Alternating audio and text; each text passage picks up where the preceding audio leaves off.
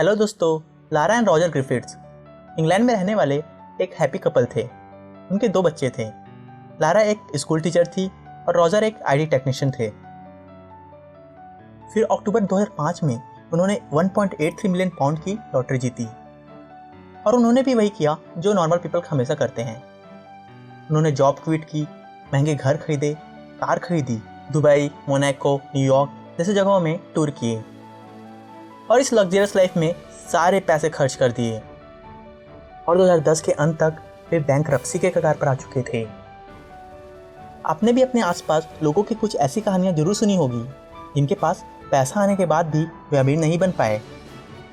तो हम सब यही सोचते हैं कि ज़्यादा पैसे आने से हमारी सारी परेशानियां सॉल्व हो जाएंगी और हम अमीर हो जाएंगे, लेकिन रियलिटी कुछ और ही है। हमें पैसे की समझ विकसित करने की ज़रूरत है और ये जानने की ज़रूरत है कि अमीर लोग पैसे को किस तरह मैनेज करते हैं। इसे सीखने के लिए हमारा पहला कदम रॉबर्ट टी कियोसाकी द्वारा लिखित book rich dad poor dad हो सकती है, जो हमसे अमीरों के कुछ ऐसे रहस्य बांटती है जिसे सीखकर एक सामान्य आदमी भी चोटी के अमीरों में शामिल हो सकता है। सबसे पहले इस बुक के टाइटल के बारे में बात करते हैं, जो बहुत ही इंटरेस्टिंग है, rich dad poor dad. Author अपने खुद के डैड को, जो एक स्कूल टीचर और गवर्नमेंट ऑफिसर थे, उन्हें पुअर डैड कहते हैं और उनके बेस्ट फ्रेंड के डैड, जो एक पूंजीपति थे और अपने बिजनेस एम्पायर खड़ा कर रहे थे, उन्हें रिच डैड कहते हैं। यह बुक उनके दोनों डैड के द्वारा पैसे के बारे में उन्हें दी गई सीख पर आधारित है। तो चलिए स्टार्ट करते हैं। लेसन नंबर 1, अमीर और गरीब के बीच का फर्क। ऑथर कहते हैं अमीर लोग संपत्ति यानी एसेट्स इकट्ठा करते हैं और गरीब और मध्यम वर्गीय लोग दायित्व यानी लायबिलिटीज इकट्ठा करते हैं। और मजे की बात तो यह है कि उन लोगों को यह लगता है कि वे संपत्ति इकट्ठा कर रहे हैं।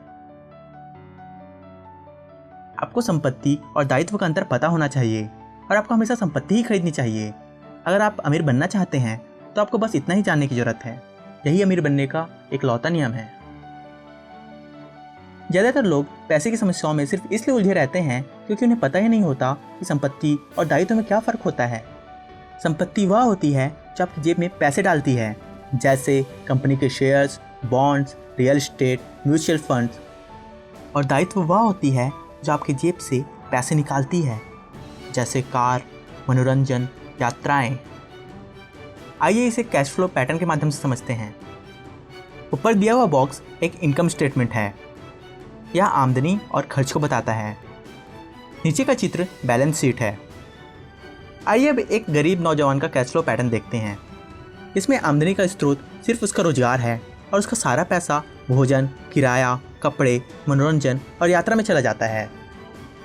आइए अब एक नज़र मध्यम वर्ग के नौजवान के कैश फ्लो पर डालते हैं। इनमें भी अक्सर आमदनी का स्रोत केवल उनका रोजगार ही होता है और इनका सारा पैसा खर्च वाले कॉलम में टैक्स, भोजन, कपड़े, मनोरंजन में तथा कुछ दायित्व जैसे home loan, credit card loan में चला जाता है। वही अमीर लोग अपने दायित्वों को कम से कम रखते हैं तथा वे अपने संपत्ति वाले कॉलम में स्टॉक्स, कंपनी के बॉन्ड्स, रियल एस्टेट आदि के माध्यम से ज़्यादा निवेश करते हैं और लगातार निवेश करते हुए अपने आय के स्रोत को बढ़ा लेते हैं। हम में से हर एक को जिंदा रहने के लिए खर्च करना पड़ता है। हम सभी को रोटी, कपड़े और मकान की जरूरत होती है। ये चित्र बताते हैं कि गरीब, मध्यम वर्गीय और अमीर आदमियों की जिंदगियों में पैसा किस तरह आता जाता रहता है और अमीरी गरीबी इसी बात से डिसाइड होता है कि वह आदमी अपने पैसे का किस तरह इस्तेमाल करता है। एक बार पैसा हाथ में आ जाने के बाद वह उस पैसे का क्या करता है। क्योंकि विद्यार्थियों में स्कूल, कॉलेजेस छोड़ते समय पैसे की कोई समझ नहीं होती है, इसलिए करोड़ों पढ़े लिखे लोग अपने कारोबार में तो सफल हो जाते हैं, परंतु बाद में वे पैसे की तंगी से जूझते रहते हैं। उनकी शिक्षा में कमी यह नहीं है कि उन्हें पैसे कमाना नहीं सिखाया गया, बल्कि यह है कि उन्हें पैसा खर्च करने का तरीका नहीं सिखाया गया कि पैसा बनाने के बाद उसे किस तरह से संभाला जाए और इस्तेमाल किया जाए। नॉर्मली एक ग्रेजुएट स्टूडेंट एक नौकरी स्टार्ट करता है, पैसे कमाने लगता है और अपनी इच्छाएं जैसे ट्रैवल्स, एंटरटेनमेंट इत्यादि पूरे करने लगता है और कुछ समय बाद उनकी शादी हो जाती है। हाल ही में शादीशुदा खुश, बहुत ही पढ़े लिखे पति पत्नी अपने माता पिता के साथ एक ही घर में या किराए के मकान में रहने लगते हैं। जल्द ही उन्हें लगने लगता है कि उनका वह घर छोटा पड़ रहा है और अब वे पैसा बचाने लगते हैं ताकि अपने सपनों का घर ले सकें और बच्चे पैदा कर सकें। यहाँ खर्चे कम होते हैं। कई बार पति पत्नी दोनों कमाते हैं तो आमदनी बढ़ती है। वे और ज़्यादा मेहनत करते हैं और आमदनी बढ़ने के साथ साथ टैक्स भी बढ़ने लगता है और खर्च भी। आमदनी बढ़ता देख वे होम लोन या क्रेडिट कार्ड लोन से अपने सपनों का घर ले लेते हैं। अब उन पर प्रॉपर्टी टैक्स भी लगना स्टार्ट हो जाता है। फिर वे नए कार खरीदते हैं, नया फर्नीचर और नया सामान खरीदते हैं। फिर एक बच्चा होता है और उन्हें तब एहसास होता है कि वे income tax, property tax, home loan, credit card loan और नई जिम्मेदारियों के बोझ में फंस चुके हैं और उनके आने वाले 30 साल इन्हीं लाइबिलिटीज़ को ढोने में चले जाएगी। अब यहाँ पर हम में से कुछ लोग सोचते हैं कि हमारा घर हमारी संपत्ति है। अब आप ही सोचकर बताइए कि हमारा घर दायित्व है या संपत्ति। अब ये मध्यम वर्गीय दंपत्ति नौकरी अपनी इच्छा से नहीं बल्कि इस डर और चिंता से करते हैं कि उनका खर्च कैसे चलेगा और लोन कैसे चुकाया जाएगा, और अपनी नज़र महीने के अंत में आने वाले पेमेंट स्लिप पर रखते हैं। और फिर यही दंपत्ति अपने बच्चों को भी और अच्छा पढ़ने और अच्छी नौकरी करने की हिदायत देते हैं। लेसन नंबर 2, अमीर लोग पैसे के लिए काम नहीं करते। अमीर लोग पैसे के लिए काम नहीं करते, इसका यह मतलब नहीं है कि वे आलसी हैं या काम नहीं करना चाहते, बल्कि इसका मतलब सिर्फ इतना है कि उनकी नज़र महीने के अंत में आने वाली पेमेंट स्लिप पर नहीं होती। इसके बजाय वे अपने आसपास ऐसे मौक़ों को तलाशते हैं जिनसे वे और पैसे बना सकें। अमीर लोग जो भी काम करते हैं वो सीखने के लिए करते हैं, पैसे के लिए नहीं। ऑथर कहते हैं गरीब और मध्यम वर्गीय लोग पैसे के लिए काम करते हैं, अमीरों के लिए पैसा काम करता है। पैसा किसी के लिए कैसे काम कर सकता है? पैसे का हमारे लिए काम करने का मतलब है हमारे काम न करने पर भी हमारे पास पैसे का आना। नेटवर्क मार्केटिंग, रियल एस्टेट का बिजनेस, इन्वेस्टमेंट्स, कंपनी के बॉन्ड्स, शेयर, बौद्धिक संपदा जैसे म्यूजिक, इन्वेंशंस, राइटिंग के पेटेंट से होने वाली आमदनी ऐसे तरीकों का उदाहरण है जहाँ से हमें तब भी इनकम आती है जब हम वहाँ फिजिकली एक्टिव नहीं होते। इसे ही पैसिव इनकम भी कहते हैं। तो अमीर लोग अपनी आमदनी आने पर अपनी इच्छाओं में काबू रखते हैं और पैसे को सीधे खर्च करने के बजाय वे बाजार का अध्ययन करते हैं और आमदनी बढ़ाने वाले इन संपत्ति पर खर्च करते हैं। संपत्ति वाले कॉलम से इतनी ज़्यादा आमदनी होती है कि खर्च आराम से चलता है और सारी इच्छाएं भी पूरी हो जाती हैं और बैंक से लोन भी नहीं लेना पड़ता और बचे हुए पैसों को संपत्ति वाले कॉलम में दोबारा निवेश कर दिया जाता है। संपत्ति वाला कॉलम भी बढ़ता रहता है और इससे होने वाली आमदनी भी बढ़ती रहती है। यही पैसे से पैसे बनाने का विज्ञान है। इसके विपरीत मध्यम वर्ग के लोग मानते हैं कि उनका घर ही उनकी मूल संपत्ति है और इसलिए वे आमदनी बढ़ाने वाली संपत्ति में निवेश करते ही नहीं। लेसन नंबर 3, अमीर नहीं दौलतमंद बने। ऑथर दौलत की डेफिनेशन बताते हुए कहते हैं कि दौलत किसी आदमी की वह एबिलिटी है जिसके सहारे वह आगे आने वाले जितने दिनों तक जिंदा रह सकता है। यानी अगर मैं आज काम करना बंद कर दूं तो मैं कितने समय तक जिंदा रह सकता हूं। फॉर एग्जाम्पल, मेरे पास हर महीने में संपत्ति वाले कॉलम में 10,000 रुपये की आमदनी होती है और मेरा महीने का खर्च 20,000 रुपये है, तो मेरे पास कितनी दौलत है? महीने में 30 दिन के हिसाब से मैं 15 दिन तक जिंदा रह सकता हूँ। जब मैं अपनी संपत्ति से हर महीने 20,000 रुपये का कैश फ्लो हासिल करने लग जाऊँगा तो मैं दौलतमंद हो जाऊँगा। हालांकि मैं अमीर नहीं हूँ, परंतु मैं दौलतमंद जरूर हूँ। अब अगर मैं अपने खर्च को बढ़ाना चाहता हूँ तो मुझे इसके पहले अपनी संपत्ति से आने वाले कैश फ्लो को बढ़ाना होगा। और यह ध्यान रखें, यहाँ पर मैं तनख्वाह पर बिल्कुल भी निर्भर नहीं हूँ। इसी तरह आप दौलतमंद से अमीर होते जाते हैं और आर्थिक रूप से आज़ाद भी। Lesson number 4, financial IQ build करना। ऑथर कहते हैं आपको पैसे की भागादौड़ी से बाहर निकलने के लिए पैसे की समझ विकसित करनी होगी, जिसके लिए निम्न 4 चीज़ों की जरूरत होती है। पहला है अकाउंटिंग की समझ।